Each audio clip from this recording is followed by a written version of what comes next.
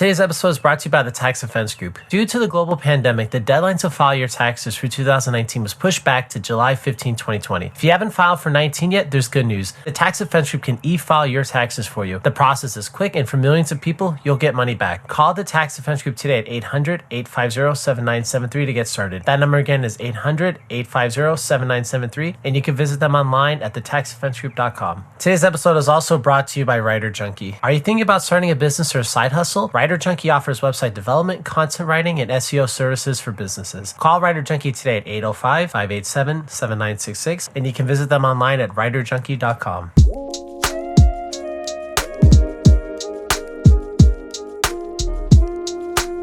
Hi, welcome to TalkSpot. This is Marcus, and today I'm joined by John McAfee. John's been on a few times before, and it's always good to talk to him again. How's life been during this crazy time for you? Actually, it's been very good, Marcus. I'm thoroughly enjoying myself. Have you been to the U.S. during this time? No, I can't go to the U.S. I'm wanted by the SEC and the unrest. Oh, wait. So are you still running your campaign for president? No, I lost the primary 3 weeks ago. So my campaign is over. Sorry to hear that. Were you running? You were running as a libertarian, right? Yes, absolutely. Who did they choose then? Joe, I can't remember her name, the first woman nominee from the Libertarian Party. I run simply to make fun of the system, which I did successfully and had my fun. Well, that's a very good point. I mean, I feel like the Libertarian Party, I would have thought maybe this could have been a time where they could have gotten some traction, and instead I haven't heard anything about them at all. I didn't even know that they even chose a nominee. I think they're just sort of fading away. It's tragic. They chose as the vice presidential candidate. Well, I can't remember the guy's name. I like him a lot, but he's the time traveler. And he was Vermin Supreme's vice presidential pick. Vermin Supreme is the gentleman who wears a boot on his head. Like you said, and I'm glad he won, because this is just going to be a trip.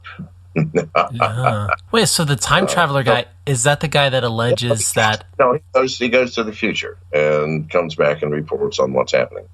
I think it's very cool.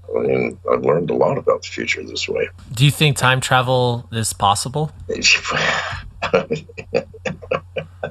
For a single consciousness in the body to move in time? No, I don't think anything. I do not think that is a possibility. I think that, time is just another dimension, as Einstein so succinctly put it. Just one that we are unable to experience. I think I agree with you. I feel like if time travel existed, we would see it. Our experience of time is a single point. For us, there's only one time, and it's now. And as the physicist, who is it? The paralyzed physicist who died recently. Jesus, what's his name? Stephen Hawkins? Stephen Hawkins, yes. He just said that for the human being, you can only experience one moment of time, and that's now. The here, we can have all kinds of. There are three dimensions of here, but for us, we experience only one dimension of time. So I wanted to ask you. So I saw that you've been posting about or tweeting about this, about the movie, the King of the Jungle movie. What's the status of that, and how involved are you in that? I'm not involved at all. I'm just watching from a distance. I've spoken to the screenwriters a number of times. Gave them my dissatisfaction with Johnny Depp when he was first chosen. Fortunately, or not fortunately for him, of course, but he unraveled and had to resign. I'm just watching it. It's coming out, to the best of my knowledge, the spring of next year. 2021. Wow, I'm glad to hear that it's that far along. Do you think they're really going to capture who you are as a person accurately? I have no clue. It'd be very difficult. I have a hard time capturing me. That's what I meant. Your personality is so much larger than life. Yeah, I don't know. I don't know how they're going to do it, but they will give it a go. I saw your list of actors that you'd want to play you. I think the one that I liked the most was Mel Gibson. Yeah, Mel Gibson would do a good job, I think. Well, because I think Morgan Freeman would do the best job. Actually, I need to post that sometime. A year and a half ago, one of the Hollywood rags wrote the first scene script starring Morgan Freeman. It was spectacular. It starts out with a description of the room, something I can't remember it exactly says, but there are silk drapes dangling from the ceiling. Naked women are winding their way around them and through them. A capuchin monkey is rolling a joint on a mirrored coffee table. In a dark corner sits a man smoking a cigar. The camera moves up to him. It's Morgan Freeman. It was terrific. I'll dig that up, post it sometime. It was a lot of fun. I have to keep an eye out for that. I mean, that is really interesting. And the movie The Room, I mean, that's obviously it's become so iconic for being terrible. And then they made the movie about the making of it. And I think it got nominated for a couple Academy Awards, too. Yeah. So, no, we'll see. We'll see how it goes.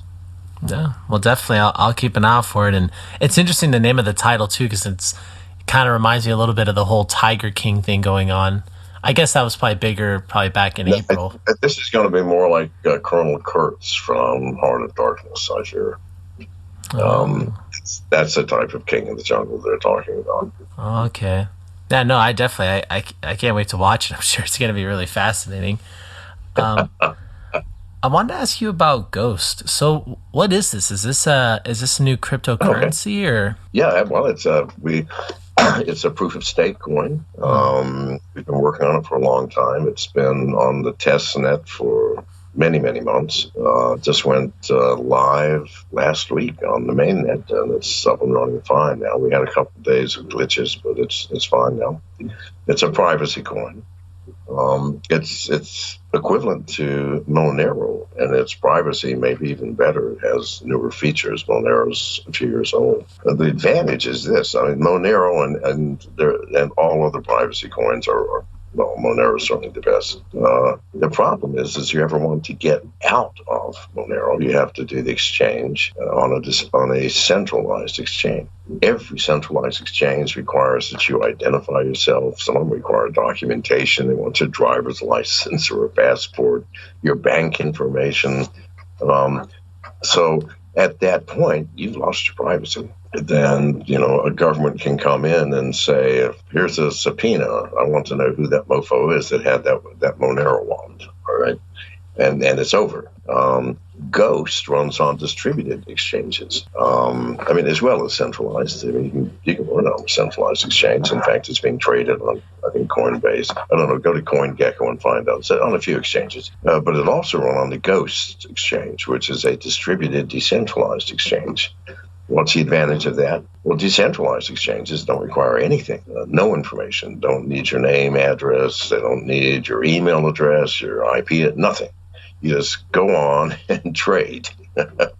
You don't register. There's no names, nothing attached to a transaction. The Ghost exchange, we're the only, so far, decentralized and distributed exchange that actually you can convert Bitcoin to Ethereum, for example, or Ghost, or vice versa. Almost any ERC20 token. DAI, the stable coin, you can trade DAI for Bitcoin, DAI for Ghost, and so on. So, and since we require no information, the Ghost coin is now totally autonomous, totally private, anonymous. When you exchange for Bitcoin or anything else, no one knows who the exchange is from and to, because there's no information kept about any transaction. So that's the big advantage, because centralized exchanges, people are the weak point of cryptocurrency. Like China, 2.5 years ago, I keynoted the Chinese National Security Conference 3 years ago, and then 7 months later was going to go to the Chinese Crypto Conference in Beijing. 2 weeks before, China shut down every centralized exchange, made Bitcoin illegal, and canceled our conference. To the credit of the crypto community, it was moved to Hong Kong, and almost everybody showed up. So, but in any case, so China shut down every centralized exchange overnight. How? They had their addresses. knew who the owners were and who worked there. Uh, they just walked in and said, "Move out. We're shutting you down." Anybody can shut down a centralized exchange, a government, but no one can ever shut down a decentralized exchange, a decentralized and distributed exchange, because it exists everywhere. If you understand, so it's a distributed system. Has there been an attempt in the last couple of years by just various governments to kind of crack down on cryptocurrencies, or just get more, or make them more relegated, I guess? Oh, absolutely. Look at all the centralized exchanges. Every single one of them now is forced, mostly by the United States, if you're going to have United States customers, forced to implement know your customer and anti-money laundering. I mean, what's the point of crypto if governments can still monitor everything? I mean, cryptocurrency is supposed to free us from government interference in financial affairs. No government should ever have the right to know anything about an individual's finances. Like in our Constitution, the right to privacy included the right to private financial transactions. And income taxes were explicitly prohibited in the original Constitution, specifically because they would interfere with a person's right to privacy. Yet in 1913, we didn't have them before 1913, Congress passed an emergency law because of World War I saying we're taking 1% of everybody's income. Everybody complained about that and raised hell, but they said we have to in order to fund the war. So with 1% of everybody's income, and they said when the war is over, this will go back to normal. Well, it never did, and it went from 1% to 1.5% to 2% to 2.5% to 3% to 3.5%. For some people, it's almost 50% now. Good God Almighty! Do you see what's happening? The reason government in America is so bloated is because it can be. It can steal from its citizens.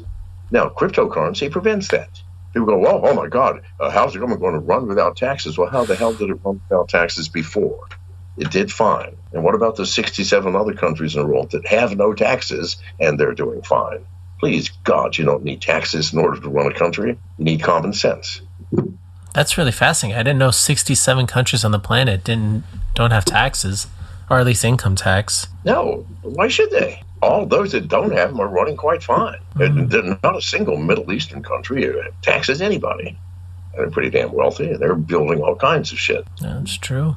Well, I think right now, we're seeing something, especially in the U.S., where, with these spending bills, they did the $2 trillion spending bill back in, whatever it was, April, and now they're talking about a $3 trillion spending bill. Things now are kind of getting to the point where it's like... They can do that.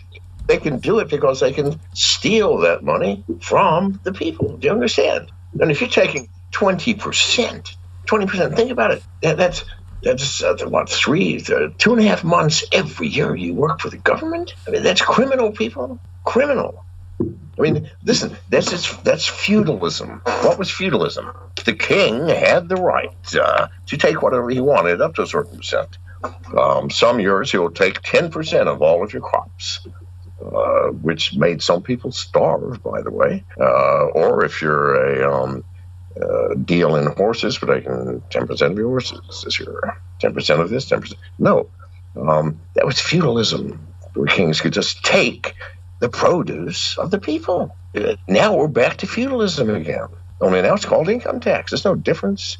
Why in hell should a government steal from its people? Good God, can't we just elect people who are smart enough, entrepreneurial enough to get by like they did before 1913? We elected smart motherfuckers that knew how to run a government without taking money from the people. Christ, can't we get back to that? Well, do you feel like, at least in the U.S., do you feel like, in my opinion, I feel like a lot of the people, and we've seen it during this whole pandemic, that to me it appears that there's just a lot of mediocre people in government at every level: city level, county level, national, state. If you have free money, of course you can be mediocre.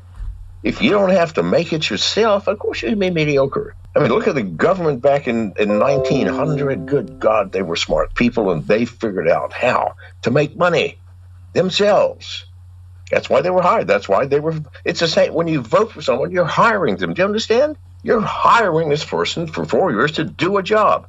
Go and do it. And yet today, presidents or prospective presidents spend $100 million to get the job. Do you understand that job only pays $300,000 a year? Do you see the insanity that we actually vote for that? Dwight Eisenhower was the last real president we had. He had to be drug kicking and screaming. I mean, good God, the man was the supreme Allied commander, the most powerful man who has ever existed on this planet. The supreme Allied commander in World War II. Most powerful man ever. He didn't want to be president. What a come down that was, right? He wanted to fish. He served his country, risked his life, and endured hardships unbelievable. He wanted to fish. That's what he wanted. But who else was there? This is after the war. Truman had done a terrible fucking job. America was almost poverty-stricken. People were hungry. We were rationed. They shamed him. Said, Dwight, who else is there? Because they knew the nation would rally around this war hero. And he said, I'm not doing it. But they forced him into it, and he did a good fucking job. And when he left office, he warned us, people, America, you are losing your freedoms to the military-industrial complex and to the CIA. And if you do not wake up, you'll end up with no freedom. And that's what we have now. We have no freedoms. Just a few months ago, the government said, look, we're your boss. Go inside and lock the door. Do you understand what ridiculousness that is? We started this government where we were the boss. The people we're hiring you guys, because when you vote for someone, you're hiring them. Hey, you want to hire this guy, that guy, let's vote. We're hiring you, do the job. They worked for us. They served us. Now what? We work for them. They tell us what to do. This is not freedom, people. Not freedom. Freedom is the government says, whoa, we've got a badass virus coming here. Here are the facts. Make a decision. You want to stay inside? Go ahead. Save yourselves. You want to go out? Go ahead. You're adults. Motherfucking hell, people, wake up. Well, now look at us now. Here we are. We're 3.5 months into when the lockdowns began in several states, California, Arizona, Texas, and other places. They're talking about closing stuff again. Originally they said 2 weeks. They said, let's do this thing in 2 weeks. Now, I definitely believe this is going to go on for at least another month, maybe a couple, maybe even longer. So, we're looking at 6 months of this lockdown, maybe? Which will destroy America. You know this for a fact. Yeah, well, I saw something. Airlines are not flying. They're not making money. Nobody's making money. No one's building anything. Hotels are closed. Cruise ships are idle. Oil is almost 3 cents a gallon in some parts of the world. No one wants it because no one's using it. No one's burning the freedom fuel. Please, people, wake up. America is eating itself from the inside out. It breaks my heart to see it. Now, which is why Janice and I are in Belarus. No lockdown here. Hasn't been one. Everybody's happy. No problem with it. Why? How can there be a problem anywhere worse than any other place? Because it's an airborne virus. No one figured this out. And it's a virus, not a bacteria. If you sneeze and you got a bacteria, it's going to drop to the ground within 50 feet. With a virus, it'll be picked up by the wind. It can be carried 2,000 miles. Still alive, still waiting to infect somebody. Creeps in the cracks. If you can breathe inside the house, where do you think that air is coming from? You can't continue to rebreathe the same air without dying. It's coming from outside. Staying inside doesn't do jack shit. And these masks, they're just making somebody rich. Please, God, do the math. Well, I think it was Jim Cramer. He said something recently on his show that this lockdown has caused the largest transfer of wealth ever to the richest people in America in history. That's right. The rich had just got richer off of this lockdown, and the poor got poorer. This is the only truth from the lockdown. And who was it that chose and had the power to implement it? The rich. Let's get real, can we? And I think it's crazy right now with all of the social unrest in America that it's all along racial lines. But I've always kind of wondered with the situation we have right now where the rich are getting richer and basically the people that have lost their jobs, they're just temporarily being taken care of, by these this whatever $600 a week thing. But like eventually when that money runs out, the rich are going to continue to gain power, and those people's benefits are going to run out, and they're going to have nothing. The unrest in the streets, yes, of course, we have a serious racial problem in America. We all know that. But a far deeper problem is the problem of power that we give to virtual idiots called police. You don't have to have a college degree. You don't have to go to any psychological classes. No. You just have to be mean-spirited and want power. And if you give power to somebody over another person, what part of that powerful person uses it? Does love use power? Love doesn't need power, for fuck's sake. Neither does compassion. Neither does caring. What needs power is greed, hostility, anger. Those things need power. And so the power you give to an authority, if they're human, turns corrupt. Always. That's the problem. It's not just black people getting abused by police. I've been arrested 21 times in 11 countries, people. I know exactly what the power of corruption does when you give power to one person over another. What do you think the future holds for America, let's say over the next 6 months or year? Economically, it's going to collapse economically. Duh. It's created nothing for 3 months. How in the world can it not suffer dramatic economic impacts from that? That's a very fair point. I mean, I don't know. We have time for one more question, my friend. Okay. I mean, I guess that was kind of the big one was, just kind of what do you think going forward? But I guess then I want to ask real quick about cryptocurrencies then. So I guess for crypto, I mean, like, do you think, I don't know, do you feel like cryptocurrencies will be allowed to continue to grow and expand, or do you feel like as governments kind of get more involved that they're just going to kind of just kill the whole purpose of it, or just kind of tamper with it so much that's going to reduce its popularity? Do you understand? They cannot, which is why I and dozens of others are building distributed exchanges and decentralized exchanges and privacy coins. How can a government stop that? I can't stop it. The people who built it can't stop it. It cannot be physically. God himself could not stop a decentralized exchange without changing the laws of mathematics. Can't be done. Well, do you understand? This is why governments are so freaked out. This is something from the people that is more powerful than any government. All the military and power in the world. Now, you can shut down all the distributed exchanges. It can shut down Bitcoin. It can shut down Ethereum. It can't ever shut down Monero. Well, it can as soon as you want to exchange it. But it certainly can't shut down Ghost or any other coin that comes after us, which is capable of privacy and being exchanged on a decentralized exchange. People, it can't. I've been in computer technology my entire life. It is not physically possible to do so.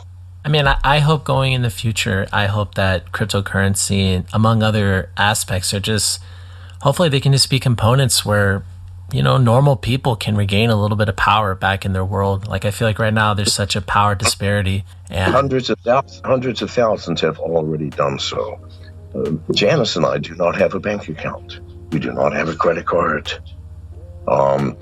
We are entirely immersed in the crypto world.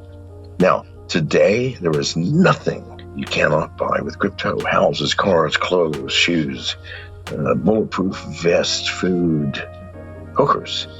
Nothing you can't buy. And when I consult, if you can't pay me in crypto, then you can't hire me. So everything is crypto. Everything. And there are hundreds of thousands of us that have created an alternative economy. Do you understand? Totally divorced from banking, from fiat currencies, from credit cards, from the Fed, from governments themselves. Oh, excellent. Well, John, definitely. Thank you so much again for coming on, and I look forward to talking to you again sometime.